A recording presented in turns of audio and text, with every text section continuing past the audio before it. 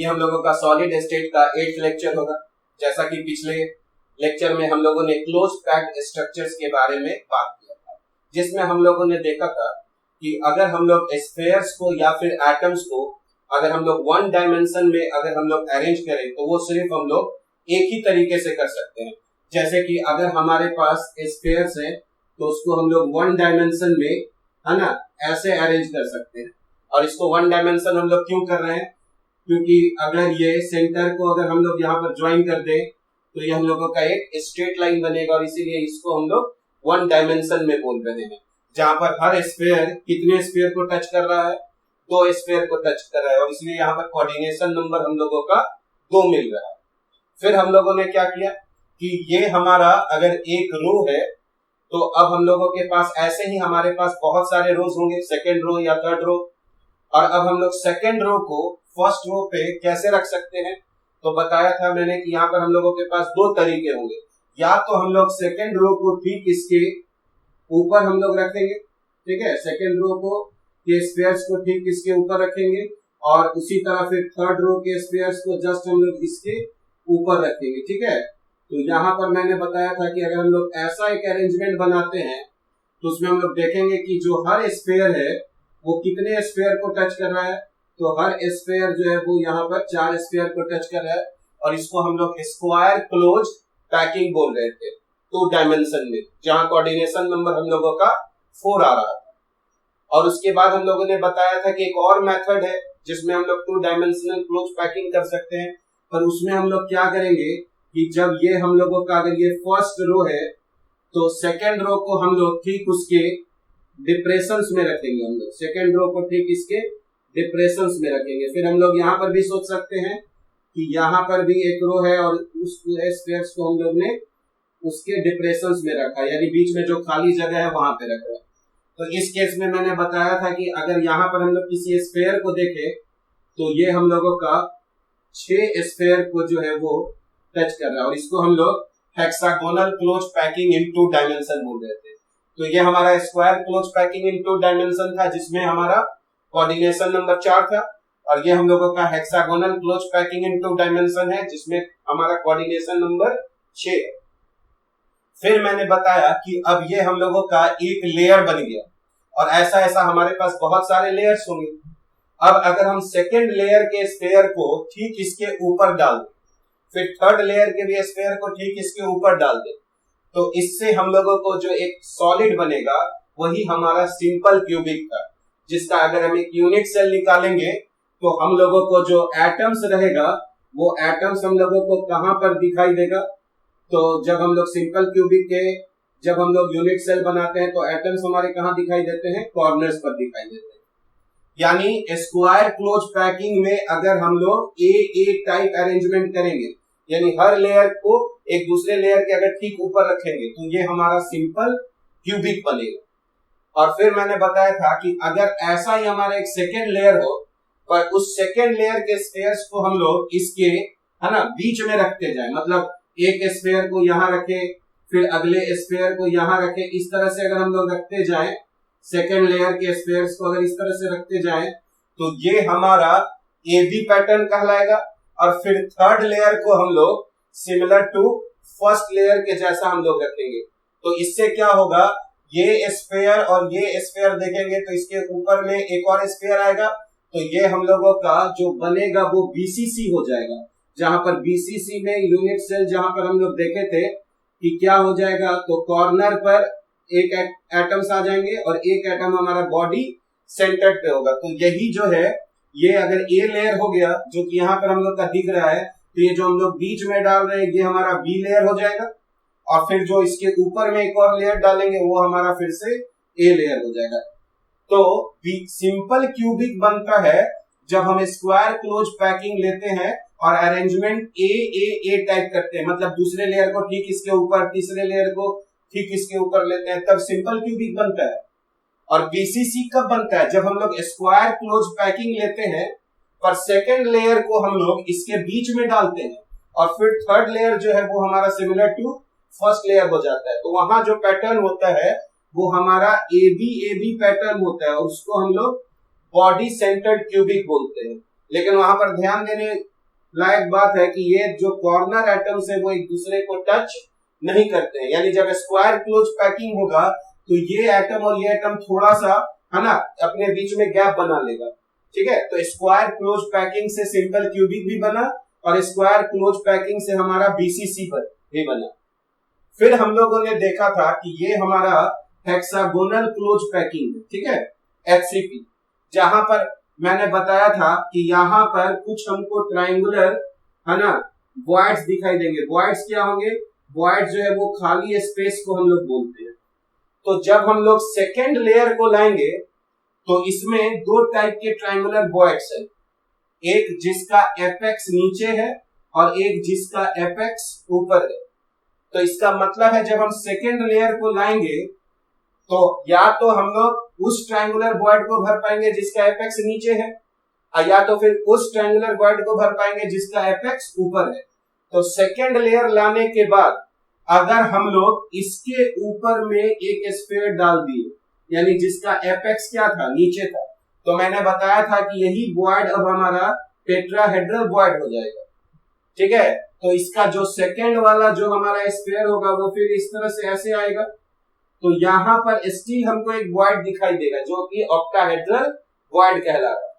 तो हमने बताया था कि अगर हम इस हेक्सागोनल क्लोज पैकिंग में ए बी लेयर रखने के बाद अगर थर्ड लेयर हम लोग सिमिलर टू ए लेकर आए तो उसी से हम लोगों का, यानी अगर ए बी पैटर्न ले तो उसी से हमारा हेक्सागोनल क्लोज पैक्ड स्ट्रक्चर बना था एचसीपी। और अगर हम लोग इसमें थर्ड लेयर अलग लेकर आए यानी एबीसी टाइप लेकर आए तो यही हम लोगों का एफसीसी या फिर सीसीपी बनाया था, जिसको हम लोग ने कहा था क्यूबिक क्लोज पैकिंग। यानी हम लोगों को समझना है कि स्क्वायर क्लोज पैकिंग से सिंपल क्यूबिक और बीसीसी बनता है, और जबकि hexagonal close packing in 2 dimension से हम लोगों का HCP hexagonal close packed structure या फिर FCC face centred cubic structure बनता है। और वो इस बात पर निर्भर करता है कि हम लोगों का जो पैटर्न है वो एबी है या हम लोगों का पैटर्न एबीसी या एबीसी। तो हम लोग सिंपल क्यूबिक, बीसीसी या फिर एफसीसी के बारे में हम लोग काफी पढ़ चुके हैं। तो अब हम लोग हेक्सागोनल क्लोज पैक्ड स्ट्रक्चर के बारे में हम लोग पढ़ेंगे। पहला कि हम लोग जानते हैं कि अगर हम लोग हेक्सागोनल, अगर हम लोग क्रिस्टल सिस्टम के बारे में बात करें तो वहां पर हम लोग रिलेशन पढ़े थे साइड्स के बारे में, A is equal to B not equal to C, और साथ ही साथ हम लोग ने एंगल्स के बारे में पढ़ा था, alpha is equal to beta is equal to 90 degree, ठीक है ना, और एंड गामा जो था वो हम लोगों का 120 डिग्री, ठीक है। तो अगर हम लोग एचसीपी के एक यूनिट सेल को अगर हम लोग ड्रॉ करें यहाँ पर, तो एचसीपी का अगर हम लोग एक यूनिट सेल देखें तो एक यूनिट सेल हम लोग यहाँ पर ड्रॉ करते हैं हेक्सागन, जहां पर हम लोगों के इन सब कॉर्नर्स पर एक एटम है, ठीक है। फिर हम लोग क्या करते हैं कि यहां पर हम लोग ऐसे एक और लेयर हम लोग यहां पर ऐसे ड्रॉ करते हैं।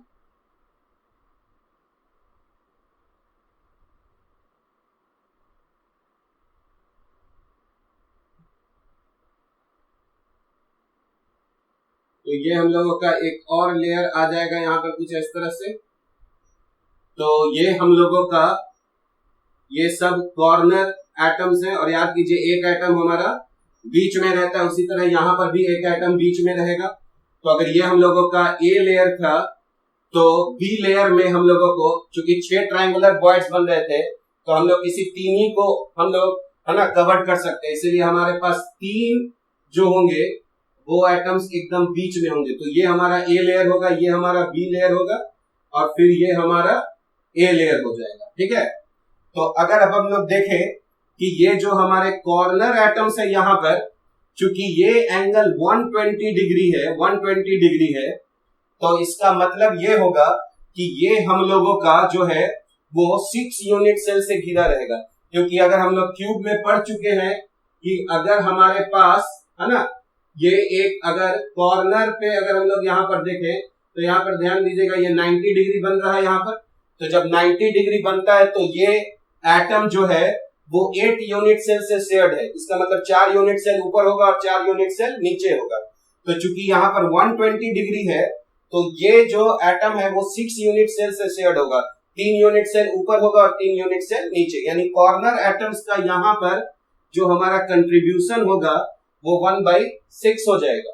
और यहाँ पर जो हमारा फेस के सेंटर पे उसका कंट्रीब्यूशन हाफ हो जाएगा। और यहाँ पर जो हमारा 3 एटम्स है वो इस यूनिट सेल के एकदम अंदर में है, तो इन सबका कंट्रीब्यूशन हमारा 1 हो जाएगा। और इसीलिए अगर हम लोग एफसीसी में नंबर ऑफ एटम्स, अगर हम लोग पहला देखें एफसीसी में number of atoms per unit cell, अगर हम लोग देखें number of atoms per unit cell, तो हमारे पास कितने कॉर्नर एटम्स मिलेंगे? यहाँ पर नीचे में 6 है और ऊपर में 6 है, तो यहाँ पर कॉर्नर एटम्स 12 और उनका कंट्रीब्यूशन है 1/6 प्लस 2 एटम जो है वो सेंटर पे है तो 2 into हाफ हो गया, और प्लस 3 एटम्स जो है वो एकदम बगल में है तो 3 into 1 हो गया। तो अगर अब हम लोग number of atoms per unit cell यहाँ पर देखें तो ये हम लोगों का 2 + 1 + 3, इसका मतलब है एचसीपी में number of atoms per unit cell कितने होते हैं? 6। जैसा कि हम लोग पढ़े हैं सिंपल क्यूबिक में होता है 1 एटम पर यूनिट सेल, बीसीसी में होता है 2 एटम्स पर यूनिट सेल, और एफसीसी में होता है 4 एटम्स पर यूनिट सेल। लेकिन एचसीपी में कितने एटम्स पर यूनिट सेल होते हैं? 6। और अगर हम लोग यहाँ पर एचसीपी में अगर हम लोग कोऑर्डिनेशन नंबर देखें कि एफसीसी में कोऑर्डिनेशन नंबर कितना होता है, तो जैसा कि हम लोग जानते हैं ये जो स्फीयर होता है अगर इसको हम कंसीडर करेंगे तो ये 6 स्फीयर को अपने प्लेन में टच करता है। उसके बाद यहाँ पर देखिए ये 3 स्फीयर जो है ये जो है फिर ये बी लेयर वाले 3 को भी टच करेगा। पिछले लेक्चर में मैंने एनिमेशन के द्वारा आपको समझाया था। और इसके ठीक ऊपर में भी, क्योंकि यहाँ पर ए बी ए है तो फिर बी होगा, यानी ये स्फीयर 6 अपने प्लेन में टच कर रहा है, 3 ऊपर में और 3 नीचे में, यानी यहाँ पर एचसीपी में कोऑर्डिनेशन नंबर हम लोगों का 12 हो जाएगा। तो number of atoms per unit cell कितने हो गए? 6, और कोऑर्डिनेशन नंबर क्या हो जाएगा? 12। 6 अपने प्लेन में टच करेगा, 3 प्लेन के नीचे है ना, और 3 प्लेन के ऊपर। अब अगर हम लोग इस यूनिट सेल का अगर वॉल्यूम निकालना चाहे तो हम लोगों को क्या करना पड़ेगा? तो अगर हम लोग यहाँ पर देखें तो किसी भी रेगुलर फिगर का जो वॉल्यूम होता है वो उसका cross sectional area into height होता है। तो अगर हम लोग इस यूनिट सेल के हाइट को अगर हम लोग C से रिप्रेजेंट करें यहाँ पर, ठीक है, तो हम लोग जानते हैं कि ये जो स्फीयर जो यहाँ पर होते हैं और ये जो स्फीयर यहाँ पर होते हैं, ये दोनों एक दूसरे को क्या करते हैं? टच करते हैं। तो अगर हम लोग इस लेंथ को a मानते हैं तो यहाँ पर a बराबर क्या हो जाएगा हम लोगों का? यहाँ पर a बराबर हम लोगों का जो है, यहाँ पर a बराबर हम लोगों का 2r हो जाएगा। ठीक है, a बराबर हम लोगों का 2r हो जाएगा। तो अगर हम लोग यहाँ पर बेस एरिया या क्रॉस सेक्शनल एरिया देखें तो ये हम लोगों का 6 इक्विलैटरल ट्रायंगल बनेगा। ठीक है, और हम लोग जानते हैं कि इक्विलैटरल ट्रायंगल का एरिया जो होता है वो √3/4 इंटू साइड का होल स्क्वायर होता है। तो अगर हम लोग यहाँ पर वॉल्यूम निकालेंगे तो वॉल्यूम हमारा हो जाएगा 6 इक्विलैटरल ट्रायंगल यहाँ पर नीचे बन रहा है तो 6 इंटू √3/4, ठीक है, इंटू यहाँ पर क्या हो जाएगा? a के जगह हम लोग यहाँ पर 2r लिखेंगे। ठीक है, तो ये हम लोगों का 6 इंटू √3/4 इंटू है ना साइड का होल स्क्वायर हो गया, ये क्रॉस सेक्शनल एरिया हो गया, और यहाँ पर हाइट हमारा क्या है? c। तो इस यूनिट सेल का वॉल्यूम हमारा क्या हो जाएगा? तो इस यूनिट सेल का यहाँ पर 4 और 4 कैंसिल हो जाएगा, तो ये हो जाएगा 6√3 इंटू r² इंटू c। इसको हम लोग इक्वेशन 1 मान लेते हैं। अब सवाल उठता है यहाँ पर कि हम लोग यहाँ पर वॉल्यूम क्यों निकाल रहे हैं? तो हम लोग यहाँ पर वॉल्यूम इसलिए निकाल रहे हैं क्योंकि अगर हमको डेंसिटी जानना होगा तो याद कीजिए डेंसिटी का एक फॉर्मूला हम लोग ने लिखा था Z into M divided by NA, और यहाँ पर वॉल्यूम था V। जब हम लोग क्यूबिक यूनिट सेल का बात कर रहे थे तब यहाँ पर V is equal to AQ हम लोग लिख रहे थे, लेकिन हमारे पास तो 7 यूनिट सेल्स होते हैं, यानी कोई जरूरी नहीं है कि यहाँ पर V इज इक्वल टू हमेशा AQ भी हो, वो सिर्फ और सिर्फ क्यूबिक यूनिट सेल के लिए जरूरी है। तो यहाँ पर हम लोग देख रहे हैं कि अगर हमको हेक्सागोनल क्लोज पैक्ड यानी एचसीपी में अगर डेंसिटी पूछेगा तो जेड का तो वैल्यू 6 रखना होगा। एम जो है वो उस एलिमेंट का मोलर मास हो जाएगा, एम एवोगाड्रो नंबर है, लेकिन हमको वॉल्यूम जानना पड़ेगा। तो V निकालने के लिए हम लोगों को इस फॉर्मूला का यूज करना है। लेकिन यहाँ प्रॉब्लम ये है कि हम लोगों को क्वेश्चन में C दिया नहीं रहता है, यानी हम लोगों को ये जो हाइट है, इस हाइट को हम लोगों को रेडियस के टर्म में निकालना होगा।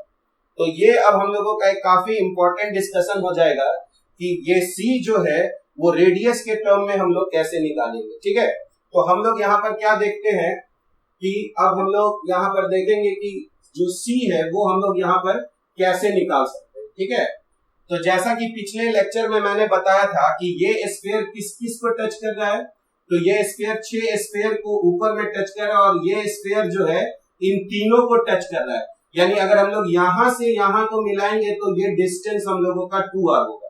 ठीक है, यानी अगर हम लोग इस एटम को यहाँ पर दिखाए और ये यहाँ पर अगर 3 एटम है हम लोगों के पास, ठीक है, तो अगर ये 3 एटम को अगर हम लोग यहाँ पर मिला दें, 3 एटम को अगर हम लोग यहाँ पर मिला दें तो ये यहाँ पर एक इक्विलैटरल ट्रायंगल बनेगा। और यहाँ से अगर इस पॉइंट से ये जो 3 पॉइंट है ये एक प्लेन बनाएगा।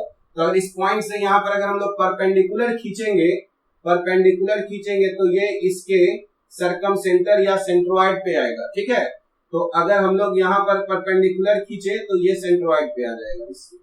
तो अगर हम लोग इस पॉइंट को A मान रहे हैं जो कि ये है, इस पॉइंट को B, इस पॉइंट को C और इस पॉइंट को अगर हम लोग D मान रहे हैं तो यहाँ से यहाँ का जो डिस्टेंस होगा वो C/2 होगा, क्योंकि ये पूरा डिस्टेंस C है। तो यहाँ से यहाँ का डिस्टेंस C/2 और यहाँ से यहाँ का भी डिस्टेंस क्या हो जाएगा, C/2 हो जाएगा। तो अगर हम लोग यहाँ पर क्या करें कि उसके बाद अगर हम यहाँ से एक परपेंडिकुलर यहाँ पर डालें तो ये पॉइंट हमारा D था, इसको हम लोग E मान लेते हैं। ठीक है, और अब हम लोग क्या करते हैं कि इसको इससे मिला देते हैं।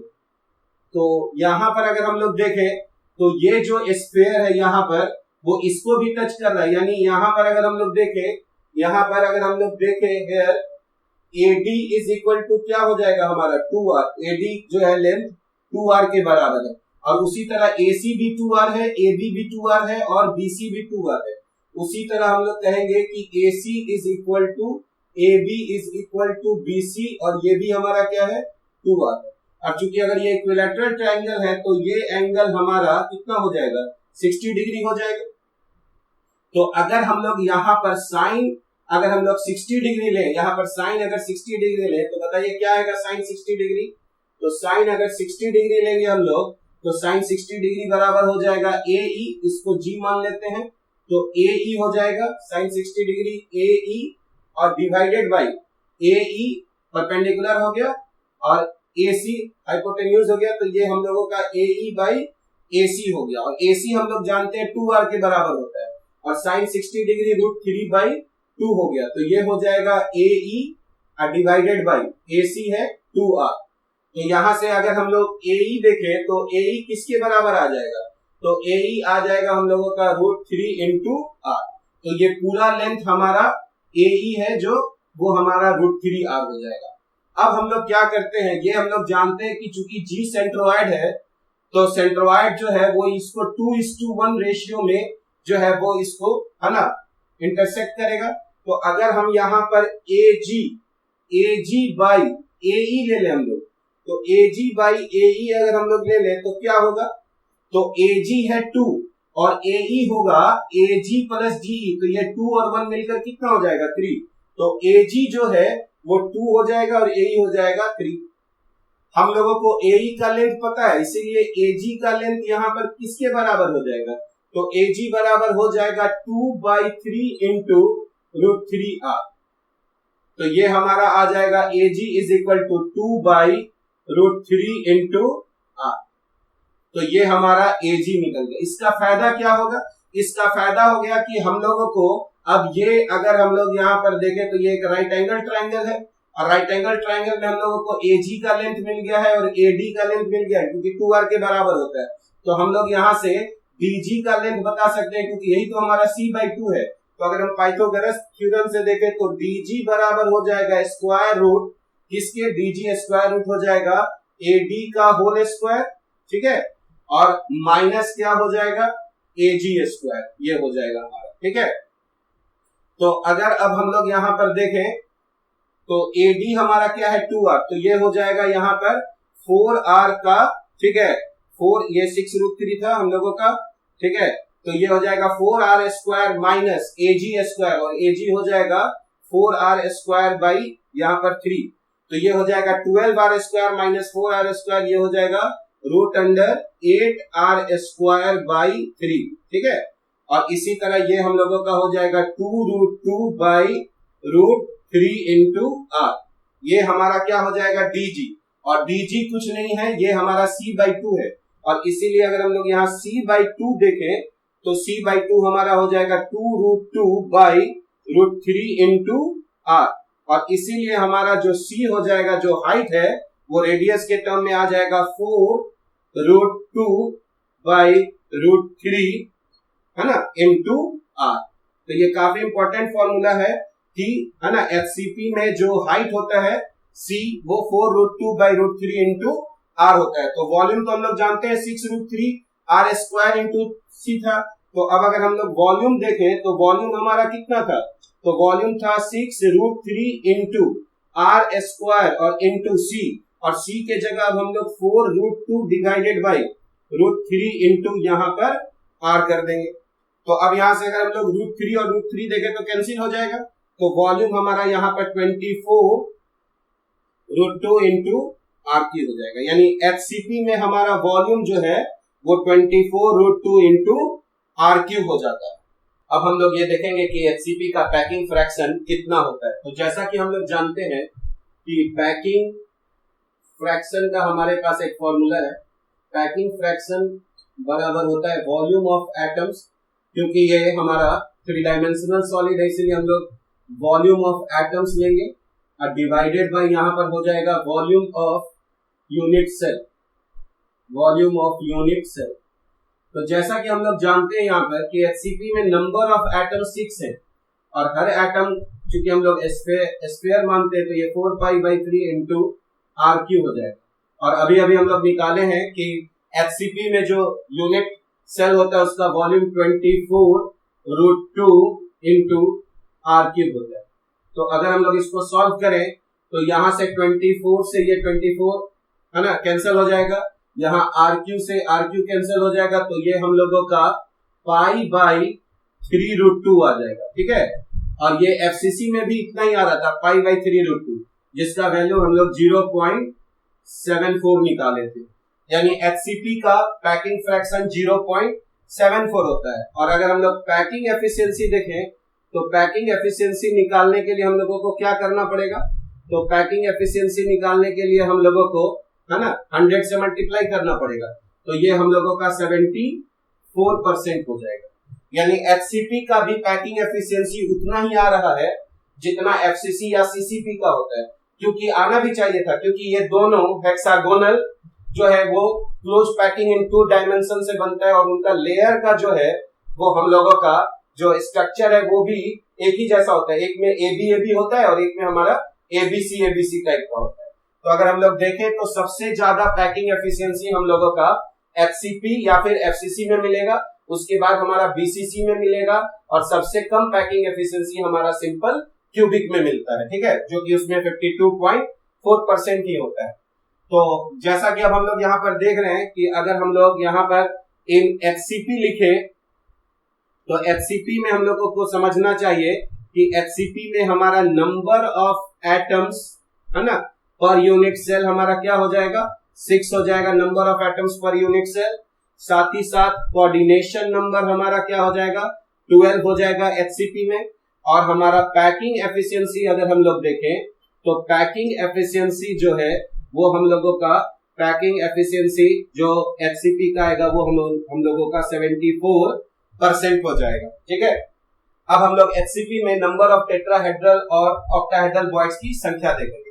तो जैसा कि मैंने पिछले वीडियो में बनाया था कि जब कभी भी हम लोग अगर हेक्सागोनल क्लोज पैकिंग करेंगे 2 डायमेंशन में, तो एक यूनिट सेल में अगर हम लोग देखेंगे तो हमारे पास 6 ट्रायंगुलर बॉइड्स बनेंगे, और सेकेंड लेयर को लाने के बाद हम लोग सिर्फ 3 ही ट्रायंगुलर बॉइड्स को फिल कर सकते हैं। तो जो ट्रायंगुलर बॉइड फिल हो गया वो हम लोगों का टेट्राहेड्रल बॉन्ड बन गया, क्योंकि उसके पास अब उसके अराउंड 4 एटम्स आ गए। और जो ट्रायंगुलर बॉन्ड सेकेंड लेयर लाने के बाद भी कवर्ड नहीं हुआ, वो हमारा ऑक्टाहेड्रल बॉन्ड हो गया। तो हम लोग जानते हैं कि hexagonal close packing in 2 dimension से हम लोगों को अगर 3 डायमेंशनल सॉलिड बनाना होगा तो हम लोग 2 सॉलिड बना पाते हैं, एक एफसीसी और सीसीपी और दूसरा एचसीपी।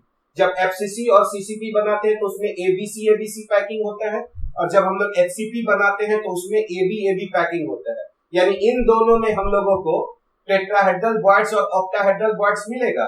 लेकिन अगर हम लोग सिंपल क्यूबिक और बीसीसी में देखेंगे तो स्क्वायर क्लोज पैकिंग से बना है, और इसीलिए उसमें टेट्राहेड्रल और ऑक्टाहेड्रल बॉन्ड्स की संख्या नहीं मिलेगी वहां पर। तो वहां पर हम लोगों को कोई भी टेट्राहेड्रल और ऑक्टाहेड्रल बॉन्ड्स सिंपल क्यूबिक और बीसीसी में नहीं मिलेगा।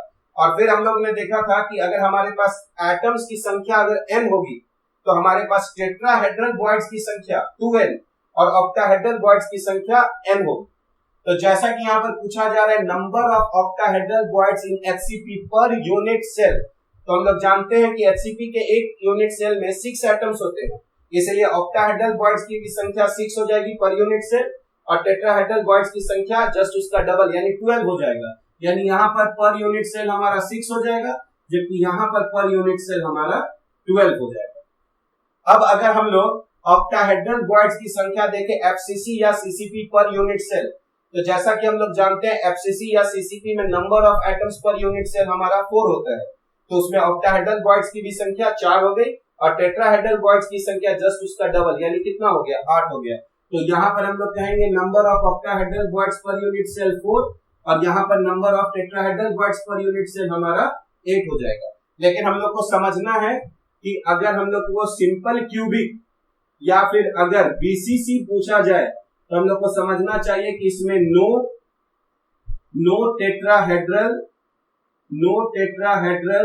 है ना एंड ऑक्टाहेड्रल बॉन्ड्स, तो इसमें कोई टेट्राहेड्रल और ऑक्टाहेड्रल बॉन्ड्स नहीं होगा। क्यों नहीं होगा? क्योंकि ये दोनों स्क्वायर क्लोज पैकिंग से मिलकर बने होते हैं, जबकि अगर हम लोग एचसीपी और सीसीपी के बारे में देखें तो वो हम लोगों का किससे मिलकर बना होता है, वो hexagonal close packing in 2 dimension से बना होता है। फिर मैंने बताया था कि जब कभी भी अगर हम लोगों को एचसीपी का कोऑर्डिनेशन नंबर पूछा जाए, एचसीपी का, तो अगर हम लोग यहाँ पर एचसीपी का कोऑर्डिनेशन नंबर पूछा जाए तो हमेशा 12 बोलेंगे। लेकिन अगर कोई पूछेगा कि कोऑर्डिनेशन नंबर है ना of hexagonal close packing in 2 dimension में अगर पूछेगा तब क्या बोलना है हम लोगों को 6, ठीक है। तो ये 2 डायमेंशन का कोऑर्डिनेशन नंबर है और ये हम लोगों का 3 डायमेंशन का कोऑर्डिनेशन नंबर है। तो जब भी कोऑर्डिनेशन नंबर अगर एचसीपी का पूछा जाए तो हम लोगों को बोलना है कि एचसीपी में कोऑर्डिनेशन नंबर 12 होता है, क्योंकि वो हमेशा 3 डायमेंशनल स्ट्रक्चर को वहां पर रेफर किया जाता है।